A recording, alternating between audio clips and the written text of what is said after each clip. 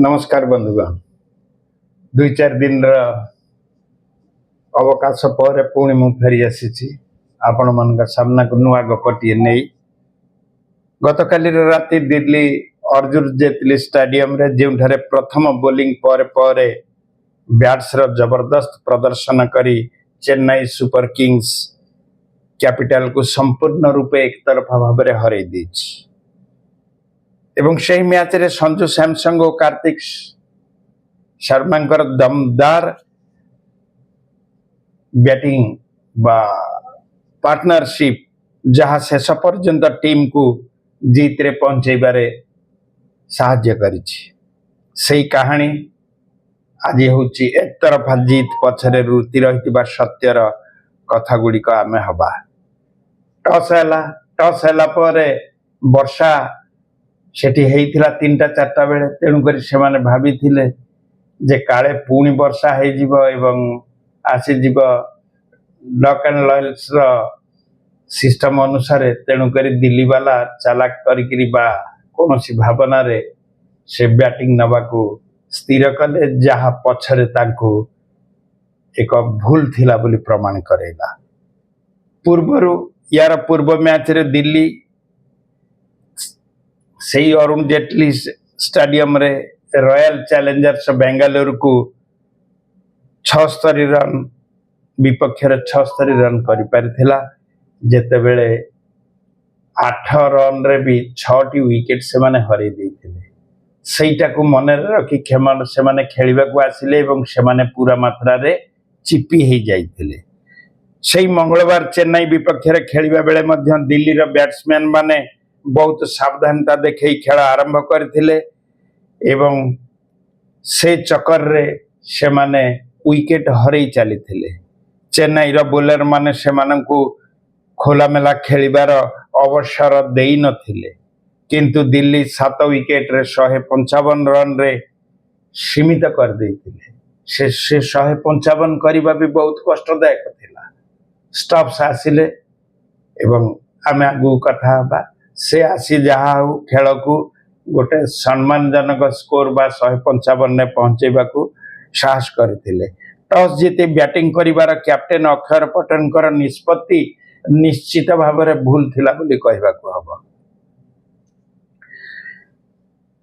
राजस्थान विरुद्ध रे केएल राहुल एवं पृथ्वी निशंगा जो अर्धशतक करथिले केएल राहुल से दुई जन जाक सतर्कतार सहित आरंभ कले किंतु चाप स्पष्ट बारी ही पड़ुथला निशंका 12 चतुर्थ ओवर रो मुकेश चौधरी को बॉल रे आउट ही चली गले पावर प्ले शेष ओवर बल को राहुल 19 अकिल हुसैन को बॉल रे कैच दे पड़ेले 6 ओवर पर दिल्ली रो स्कोर थिला मात्र 37 रन रे 2 पावर प्ले शेष 37 एवं विकेट जोड़िए पड़े पावर प्ले पर मध्य रन रो गति बढ़िला नहीं 11 ओवर रे 69 रन एवं 5 विकेट पड़ीगला करुण नायर 13 एवं नीतीश राणा 15 किछि भल खेल देखि पारलेनी कि बड़ स्कोर मध्य करि पारलेनी चेन्नई रो बॉलर माने नियमित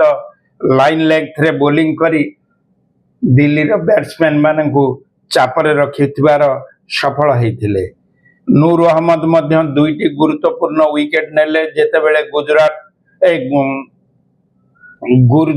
गुरजपनीत कैप्टेन अक्षय पटेल को आउट करी पड़ेले शेष ओवर गुड़िक ट्रिस्टन स्टॉप्स 38 एवं समीर रिज भी 40 करी दलर स्कोर को गोटे सम्मानजनक स्थिति को नहीं शेष ओवर रे आशुतोष 2टी छक्का दल को 150 रन पार करिबारे साहाय्य करथिला एभली भाबरे दिल्ली 20 ओवर रे मात्र 155 रन करि पारिला 3टी घरोई मैच हारिबा पर खेलिबा को ओलेइथिबा दिल्ली एही मैच करबा मोर भरी थिला किंतु खराब आरंभ ओ भूल रणनीति पई तांको आहुरी कष्टकर हैला एबे बॉलर मानक ऊपर दायित्व रहिला जे से माने ए स्कोर को किमती रक्षा करिवे किंतु संजू सैमसंग और कार्तिक शर्मा मध्य होइतिबा शतकीय भागीदारी से मैच भाग्य पलटै देला। सीएसके दिल्ली कैपिटल्स को 8 विकेट रे पराजित करदेला। प्रथमे बैटिंग करथिबा दिल्ली दल संघर्ष करी 155 रन करथिला। तापर चेन्नई 17.3 ओवर रे केवल 2 विकेट हराई एही लक्ष्य को क्रॉस करी जाइथिला। पूर्वरु मुंबई इंडियंस को हराइथिबा 5 थर चैंपियन सहित प्ले ऑफ दौड़ रे आउ टिके आगु को बढ़ी गला। संजू सैमसंग अजय 87 रन करथिले एवं वर्ल्ड कप परिका खेल देखई से गोटे पटे 87 रन कले। से 52 बॉल खेली 7टी 4 एवं 6टी छक्का मारिथिले। कार्तिक सह मिसी से तृतीय विकेट पाई 114 रन रो दमदार भागीदारी करथिले। चेन्नई को चेज आरंभ मिली नथिला। कैप्टेन ऋतुराज गायकवाड़ संजू सैमसंग को दिल्ली बोलर माने नियंत्रण रे रखिथिले। चतुर्थ ओवर रे गायकवाड़ 13टी बॉल रे 6 रन करी आउट हो जाइथिले। सही ओवर रो पंचम बॉल रे लुंगी एनगिडी जे इंजोर पर पुणी काली पड़िया को ओल्लैथिले से तांको आउट कर देले। तांको परे आसीथिबा उर्बिल पटेल किछि भल शॉट खेलिथिले एवं षष्ठ ओवर रे 2टी छक्का मध्य मारिथिले। किंतु परवर्ती ओवर रे से अक्षय पटेलकर एक बॉल रे स्टंप आउट हो गले। से 9टी बॉल रे 17 रन करने को सफल होते। तापरे संजू दल को संभाळा चेष्टा करथिले। एहिठारु चेन्नई चापरे पड़ीगला। समस्त आशा संजू सैमसंग ऊपर रहिला। संजू भल बैटिंग करुथिले एवं कार्तिक शर्मा तांको साथी रे रहिथिले।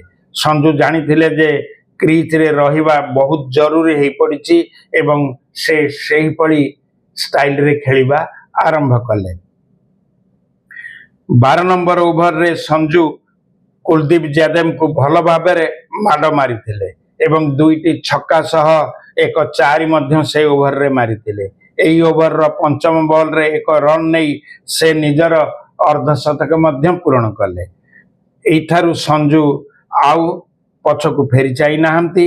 से टी नटराजन को मध्य भल करी माड़ देइचंती। 15 नंबर ओवर रे 2टी छक्का एवं गोटे 4 मध्य से टी नजरन को मारिथिले।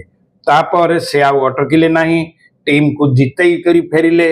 एतिरे कार्तिक शर्मा मध्य भल साथी देइथिले। से 31टी बॉल रे 41 रन करथिले जेउथिरे 4टी 4 एवं 2टी छक्का रही। सीएसके रो एही सीजन ने आरंभ भल होई नथिला जहा आपण माने जानंती। किंतु एबे से माने लगातार द्वितीय एवं मोट 5टी जीतिचंती एवं से हासिल करिला परे पॉइंट्स टेबल को 10 नंबर को चली जाइछंती। आगुरु से 6 नंबर रे थिले। काली मध्य खेल शेष होला परे से 6 नंबर रे रहिले। दिल्ली जो 7 को सही 7। किंतु प्ले ऑफ रो आशा चेन्नई उज्जीवित रखिछि। चेन्नई रो दल 10टी मैच रे 5टी जीतिबा एवं 5टी पराजय सह 10 अंक नहीं पॉइंट्स टेबल रे षष्ठ स्थान अधिकार करिछि। अन्य पटे दिल्ली कैपिटल्स 10टी मैच रु 4टी जीति 6टी पराजय सह 8 पॉइंट नहीं तालिकार सप्तम स्थान रे विराजमान करिछि।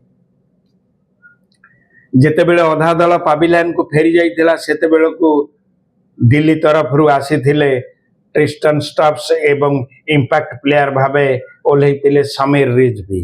यही 2 जण मिसी तांको दल को किछि मात्रा रे संभाली नेले। षष्ठ विकेट पाई स्टब्स एवं समीर 47टी बॉल रे 65 रन करी दमदार भाग से माने बनैथिले। 16तम ओवर रे रिजवी मुकेश चौधरी को विपक्ष रे एक रन नहीं दलर स्कोर को 100 रे पूर्ण करथिले। 16 नंबर ओवर रे से माने 100 हेले।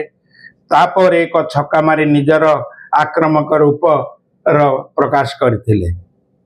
स्टब्स एवं रिजवींकर एई जो पार्टनरशिप आशुतोष शर्मा छोट किंतु तीव्र